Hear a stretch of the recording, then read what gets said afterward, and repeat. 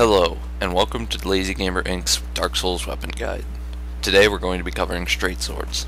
Straight swords tend to do moderately low damage and have a good attack speed and range when compared to other weapons in the game.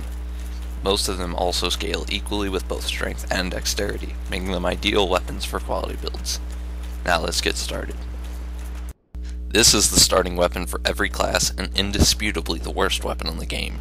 It's only possible to acquire one of these per playthrough. The weapon features a base damage of 20 with E scaling in both strength and dexterity, as well as featuring a reach on par with fist weapons. A small step up from the straight sword hilt, the broken straight sword can be dropped by various hollows in the residents of Blighttown. It has a base damage of 40 with D scaling in strength and dexterity, with a slightly longer reach than your bare hand, about on par with a dagger. Despite being marginally better than the straight sword hilt, it's still worse than just about any weapon in the game. The first decent weapon on this list. The Broadsword is the starting weapon for the knight and can also be purchased from Andre of Astora for 1,000 souls.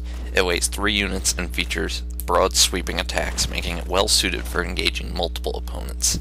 It does, however, lack the versatility of the other swords in this category, and is a poor weapon choice for tight quarters. The Longsword is the starting weapon for the warrior, is sold by Andre for 1,000 souls, or can be attained via random drop by killing any hollow wielding the weapon. It weighs 3 units and has a versatile moveset with standard slashes, a lunging stab up followed by a swift upward swing, and wide sweeping attacks when using the two-handed strong attack, reminiscent of the Broadsword. The Shortsword is a starting weapon for the archer, is sold by the undead merchant for 600 souls, or can be acquired from various hollows found early in the game. Its moveset is identical to the Longsword, but it features a slightly lower damage, shorter reach, and a lighter weight at 2 units. Personally, I would just recommend the Longsword over this one.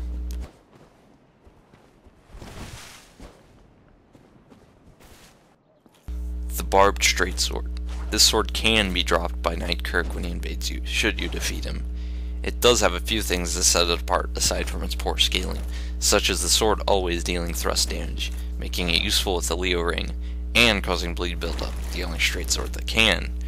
Not too great, but could be useful for certain roles.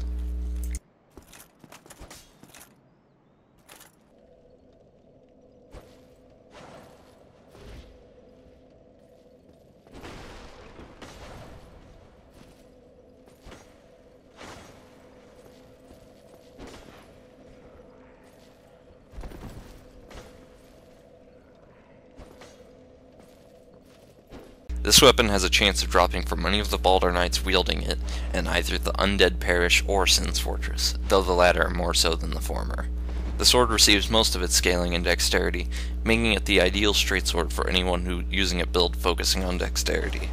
It also has a longer reach than the other swords in this category, and has an amazing thrusting attack with excellent tracking. Anyone who wants a straight sword with lower stat investment or for a dex build should check this one out. The Silver Knight Straight Sword. This weapon can be dropped by slaying the Knights of Anor Londo who wield it. It is a non-standard weapon and upgrades with twinkling Titanite. Despite this, it can still be buffed.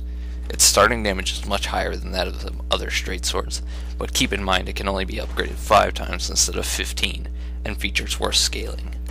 This sword is a poor choice for balanced build, but can make a good weapon in the mid-game when you are first able to acquire it. The Dark Sword can only be obtained by joining the Dark Wraith Covenant and offering 30 humanity to Darkstalker Kath. It shares the slightly higher damage of the Sunlight Straight Sword and Broadsword, but is much heavier at 6 units. Its heavy attack has a spinning upward swing followed by a downward smash. It's also worthy of note that these attacks can be easily chained with light attacks. Despite its unique heavy attack, it's difficult to recommend due to its relatively high weight and the difficulty of attaining it. The Crystal Straight Sword can be purchased from Dommel of Zinna for 4,000 souls or dropped from the crystallized hollows in the Duke's archives. This weapon is quite unique in that it cannot be repaired or upgraded, which is quite a drawback considering the weapon's low durability of 60. It can be a powerful weapon early in the game, but is severely outclassed due to its inability to be improved and its high weight of 6 units. This sword can be found on a corpse by an undead dragon in the Valley of the Drakes. A non-standard weapon that is improved using Twinkling Titanite. This is the only weapon on this list that deals magic damage and has a holy modifier. Because the damage is split into 2 different attack types, it must pass through 2 defense checks, making the damage much lower than a pure physical weapon on mid to late game enemies. The holy modifier makes this weapon deal extra damage to the skeletons in the catacombs, and makes sure they cannot reform themselves. A decent weapon for exploring the catacombs and for early on, provided you can fulfill the faith requirement, but it's very lacking past that point. The Drake Sword. This sword is acquired by cutting off the tail of the overgrown drake who guards the bridge leading to the undead parish. The Drake Sword has a very high damage of 200 to start with, but receives no weapon scaling, meaning the only way to improve the damage is by upgrading it. That being said, the weapon only upgrades to +5, and you must use a rare dragon scale to do so. Even when fully upgraded, its damage is only 300, far below the other fully upgraded straight swords with quality build stats.